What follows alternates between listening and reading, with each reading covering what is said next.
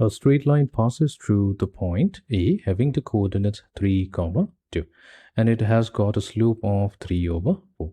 We need to determine the coordinates of the 2 points on it at a distance of 5 units from A on either side of A. Okay, let us begin. First, let's quickly try to understand the problem graphically. So here we have a line L. Now this line, let's say it passes through a point A, and A has got the coordinates 3, 2. And this line has got a slope of 3 over 4.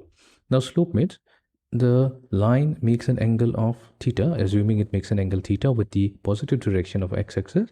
Then when we take the tangent of that angle theta, that value is given as 3 over 4. So let's note it down. So it is given here that tangent of theta, so that is equals to 3 over 4. Fine. Now it's given that we need to consider here two more points. So let's say we consider the point B having the coordinates x1, y1, and we have another point C having the coordinates x2, y2, such that both of them are equidistant from the point A. That means AC that's equals to 5 units and AB that's also equals to 5 units. Our goal will be to determine the coordinates of B and C. So here we will suppose that let B with the coordinates x1, y1 and the point C having the coordinates x2, y2, let this be the 2 points whose value we need to obtain. That means the coordinates value we need to obtain. Okay, so here what we'll do, we're going to apply the distance form of a line. So first, let's consider the point C. So we will begin by first considering the point C. Now here, what we do, as we can see here, that the point C lies to the right of the point A. That's clearly, it means that the x-coordinate of point C is going to be greater than the x-coordinate of point A. So here what we'll do, we're going to take x2 minus 3 divided by, now what we have to do here is take cosine of the angle theta. This is going to be equals to, and similarly what we'll do, we'll take y2 minus 2 because y2, the y-coordinate value of point C is greater than the y-coordinate of point A. We have y2 minus 2.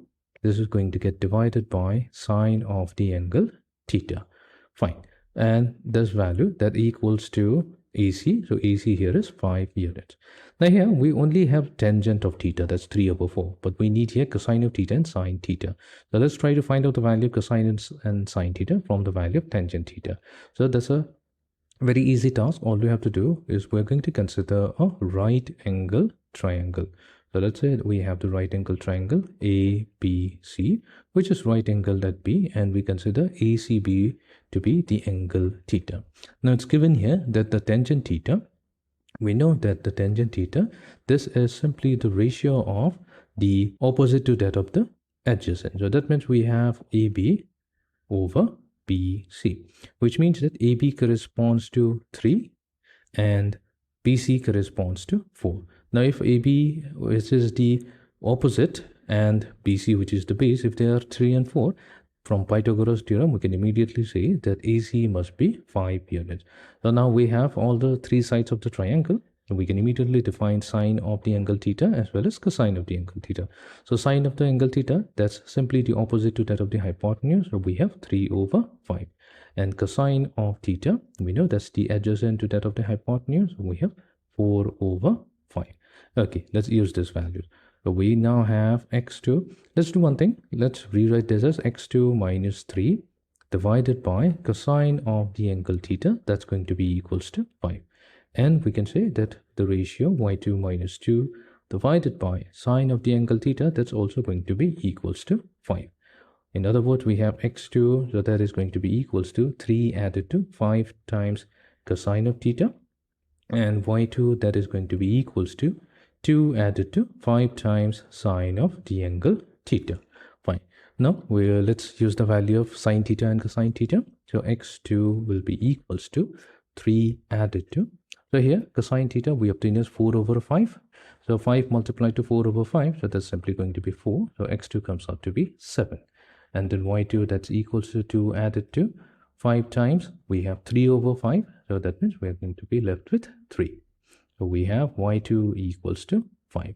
So we have obtained the x and the y coordinate. So that means point C is going to have the coordinate values 7, 5.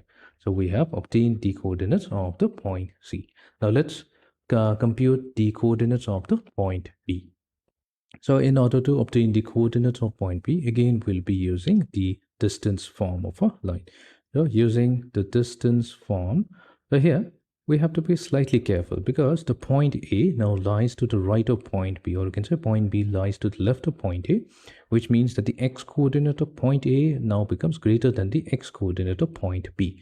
So our distance form will become 3 minus x1, bigger minus the smaller value, divided by cosine of the angle theta, equals to, next we have y minus y1, or we say 2 minus y1, divided by sine of the angle theta, and this is going to be equals to 5 units, which means that we have 3 minus x1 divided by cosine of angle theta, that is going to be equals to 5, and we have 2 minus y1 divided by sine of the angle theta, that's going to be equals to 5.